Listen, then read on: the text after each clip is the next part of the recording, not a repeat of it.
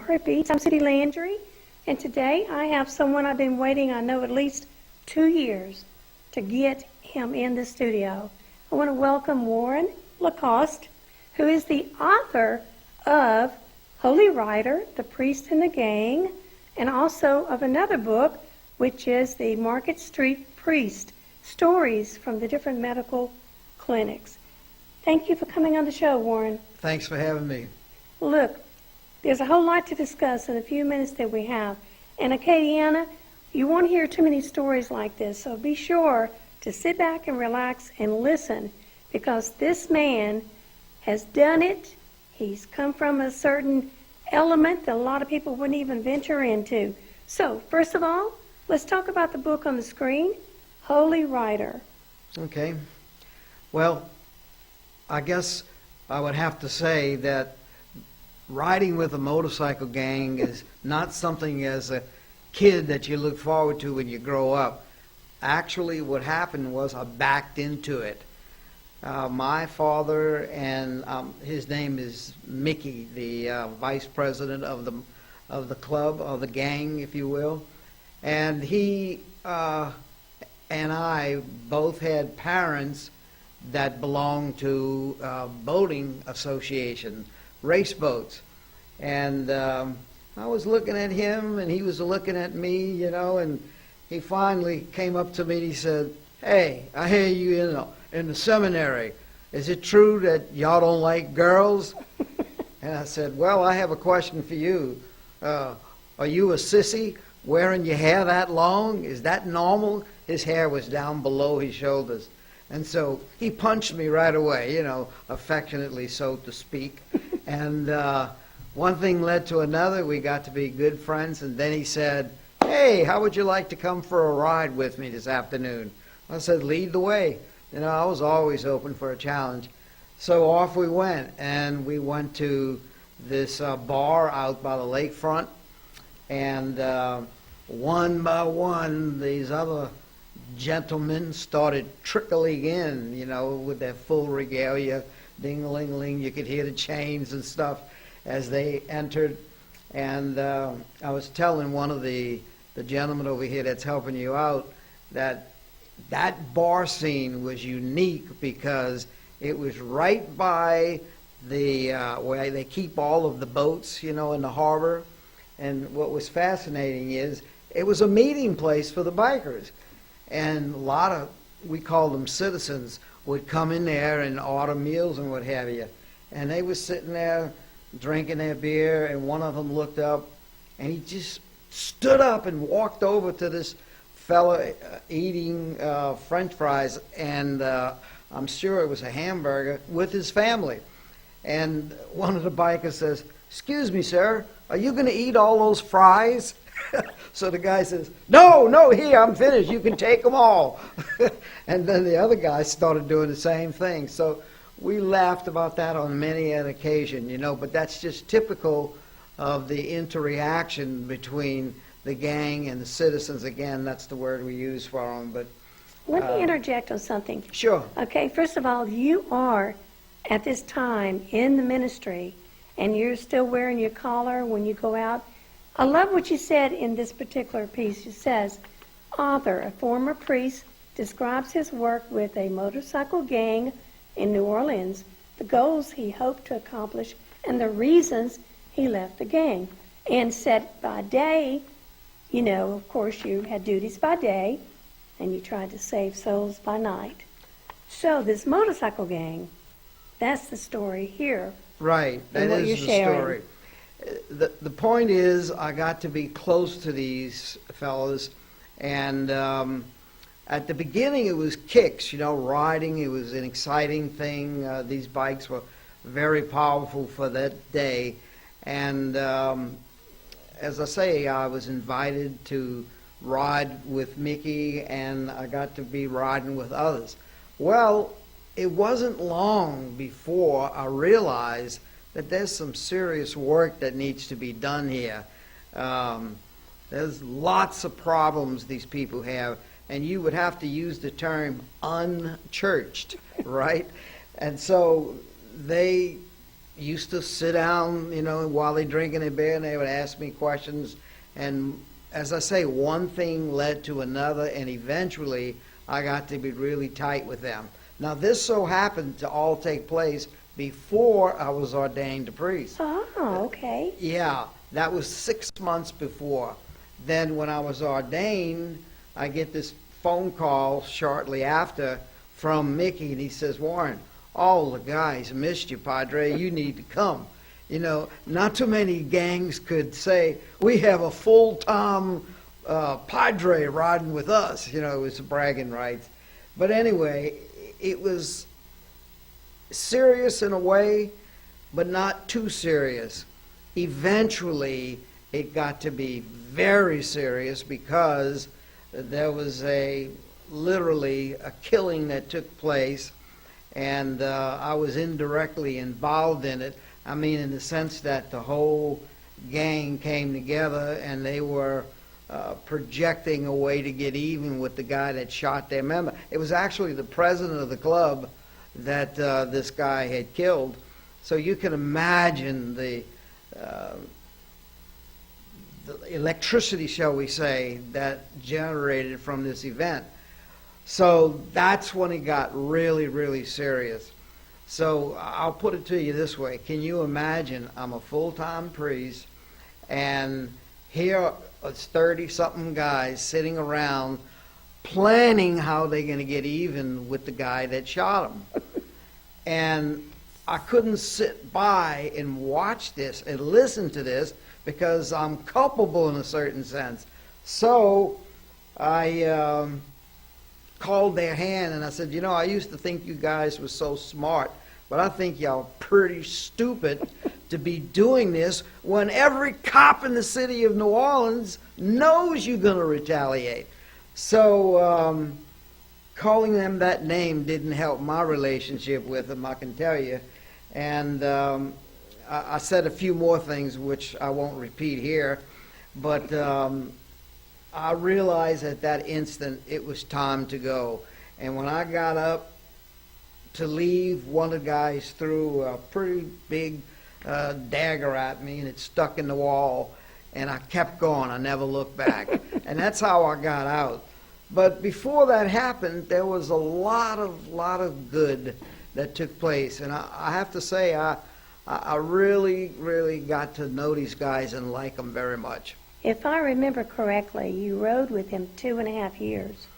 Right. I mean, you were connected to them. 6 months before ordination and 2 years after that, until I had to leave. That's it. So you were also known as the renegade priest. Actually, that was that's what they nicknamed the you. publishers called it, but the real name was the Banshee Padre. Oh, okay. Okay, that was the gang. They didn't want to mention that, but there's Banshees that are still around today, and they all know me, so it's not like I'm ratting them out, you know what I mean? So, well, I personally, Acadiana, had the pleasure of him sharing this book over 2 years ago.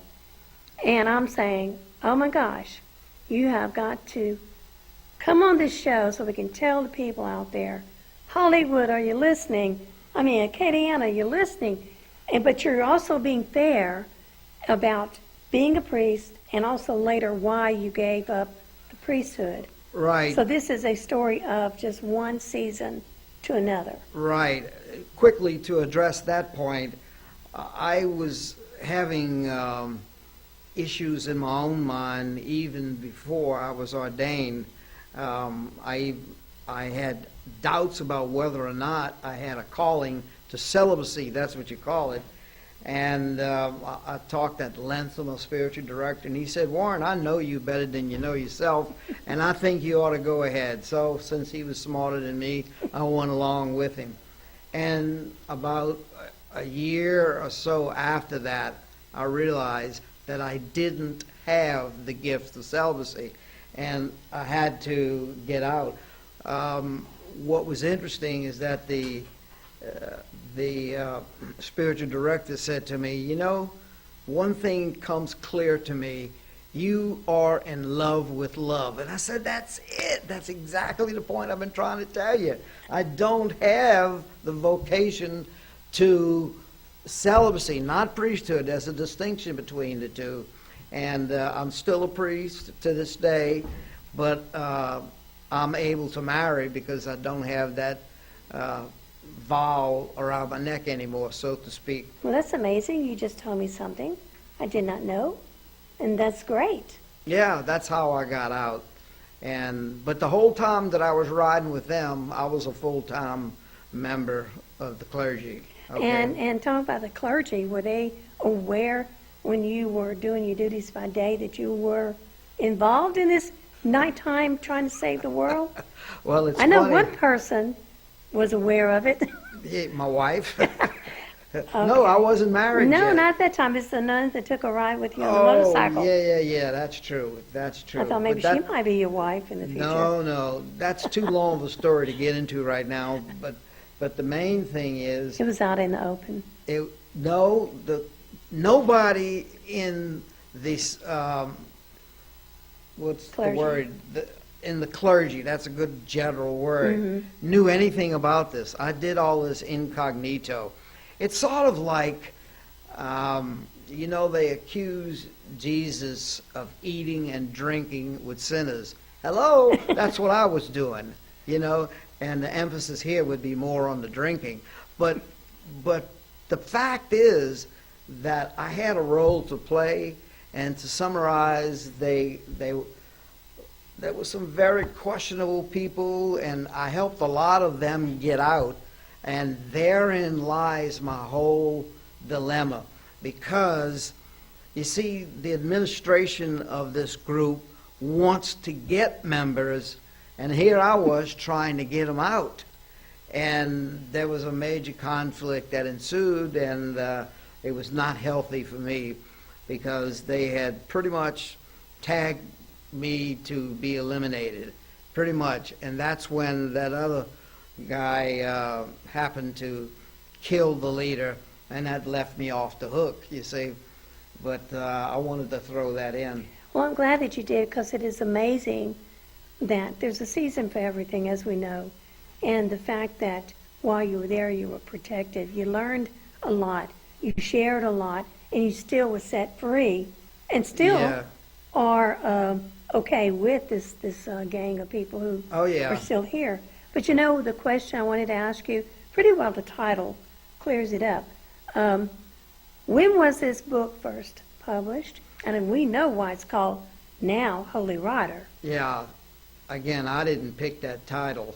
My title was The Collar and the Colors. Oh, okay. But they said that was too arcane, so they didn't want it. So, this was New Horizon Press that published that book for me, and, Okay. You have to go along with what they say. So, that's why we have that title today. They liked it. And Well, okay, let's back up. There was a time not too long ago that when I would see you, I'd say, okay, Warren, when are you going to come on the show? You had a lot of things going on. You had people kind of interested in maybe doing things with you with this book. So to say that now, I want you to share the fact that possibly, is very possible, do you think that this could be turned into a movie?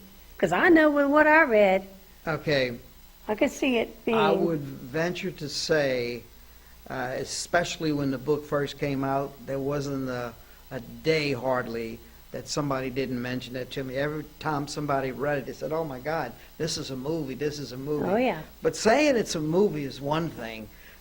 Actually bringing it all together is something else. And the something else is mainly having some daddy big bucks, to support the whole idea. Over and over and over, people said, yeah, you ought to make a movie. Well, I didn't have the wherewithal to make a movie. And to this day, there's a lot of talk about the possibility of making one. But it's talk. Oh, yes, and I'm going to be one of those people that's going to be talking, and I'm going to connect with certain people that's contacted me in the past, and for some reason in my mind, I see Tom Cruise playing Oh, no. this part. No, he's played so many characters. Are you going to have a part I'm in not saying gonna who you're say- going to let? No, I'm not going to say anything about that, but I'm just saying, I'm saying me. realistically, big name actors, it ain't going to happen. You talking hundreds and hundreds of thousands of Never dollars. say never. Okay, I won't say it. I take it You back. just have no, but seriously, these days, I mean, seriously, we have so much media access that we can share, and you never know who's going to contact Well, you. that's true. And I know for a fact, because I've had Hollywood contact me on 2 occasions Well, that's for great. other guests that were on the show. So I'm believing Well, that the person that contacted me is definitely going to know or share. Doesn't matter. If someone's on this show, they're going to get exposure. If it happens, it happens. But regardless, if there was a possibility, then it would be amazing. yeah, really it be. would be amazing. That's an understatement. So whenever it happens, I'm going to remind you. Okay, that I've said this, and That you I'll be said that. glad to chew those words. Well, I want to say that we still have quite a ways to go, and I know we have another book to discuss. And I know that right now that ever since I met you, to finally see you actually not only have come on the show, but you've also written another book. You've already pretty well answered a lot of the questions that I was going to ask. Okay, like why did you decide to write this book? What was Okay. the main reason you wrote this book? Well, that's easy to answer because I had a very, very close physician friend who was in the process of writing himself. He mostly just did articles, medical articles, and I would tell him over and over about some of the hilarious things that happened riding with the gang. And finally one day he says, "You ever think of putting this in writing?" I said, "No, I never thought of that." He says, "Well, it's time you start." So I did, and a year and a half later, that's what you got. There you go. There you go. The other book is Yeah, different. let's go ahead and switch over to the second book, which is The Market Street. Priest, right, the Market Street Priest. This is a totally different concept, all right? This is actually a story about people that I called on for over 20 years, and they shared their stories with me. And once again, it hit me that, wow, there's a lot of good stuff here. I had about 100+ stories, and of that 100, I narrowed it down to about 20 that I thought would make the most interest.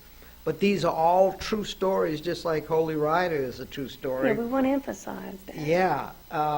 Well, these people were not shy about sharing their feelings, and I decided that there was something to be said there. Again, the most important thing, in this book more so than in Holy Rider, the motivation or the influence on other people is paramount. When I tell them about these stories, everybody gets excited about that. Well, gosh, that's things that relate to me. You know, how long should I grieve? There's stories about, actually miraculous stories about people doing things which just defies logic, hence the name Miracle. But I don't want to say that that's the main thing in the movie. I mean, that's See? jumping the gun. I believe in the movie too. The main thing, though, is that I'm hoping that people can get something out of this. I hope that there is a spiritual message to be gained from reading this book. In fact, I've gotten a lot of comments already.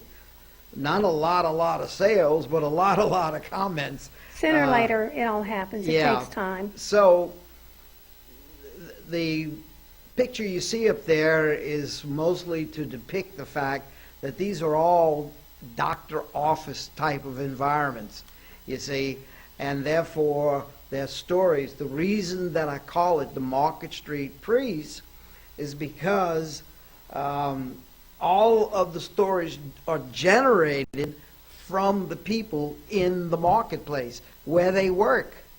So it just happened one day, somebody said, you ought to be called the Market Street Priest.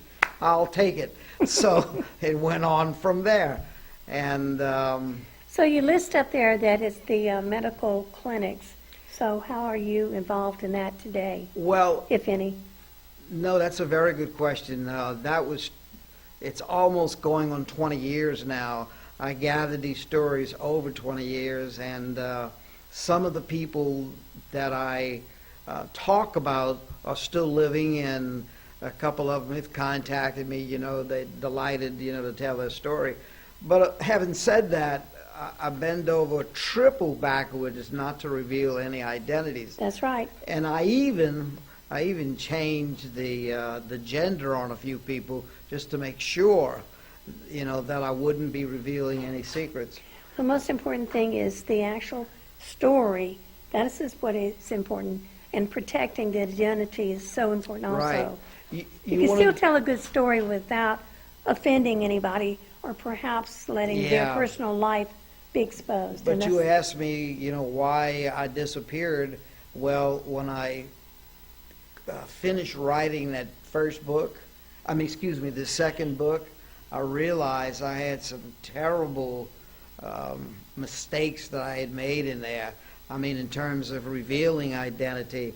So my wife and I, we decided just to tear it up and start over. So I went to writing again another year and a half, and there it is, the Market Street Priest. So if anyone's interested in that, they can contact you by the email that's going to be on the screen. And so if they have any questions. But also understand that you are up for speaking engagements if Sure. anyone's in. What kind of places would you go to speak? Not just book signings.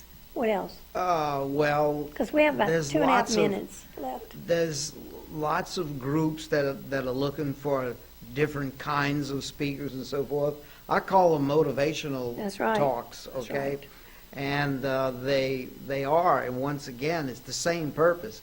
It's to pass on good information that can improve people's lives. That's the key behind it.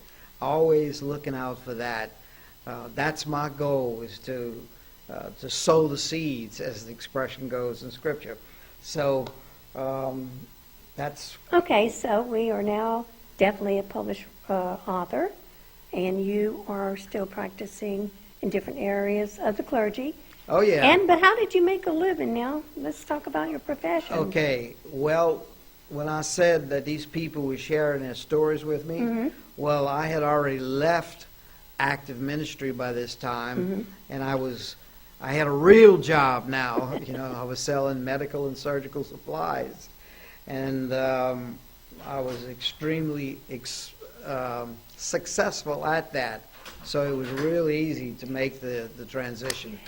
Well, Warren, guess what? Our fun time is over, and I want to thank Acadiana that's tuned in, that they will also take down the notes if they have any questions, or they want to invite you to come out and speak and share. But thank you so much from us at Acadiana Open Channel for coming on here Well, and thanks for sharing the having me. story. And I'm going to go ahead and close out, and after I say what I've got to say, if there's anything you want to say in a few seconds. Thank you so much, Acadiana, for tuning in. This has been Louisiana Heart Beats, and with me is author Warren LaCoste, who has authored 2 books, and one is The Market Street Priest, and the other is The Holy Rider, The Priest and the Gang, where it all started, hey. And so if you're interested in coming on this television show, at the end, closing credits, there's an email.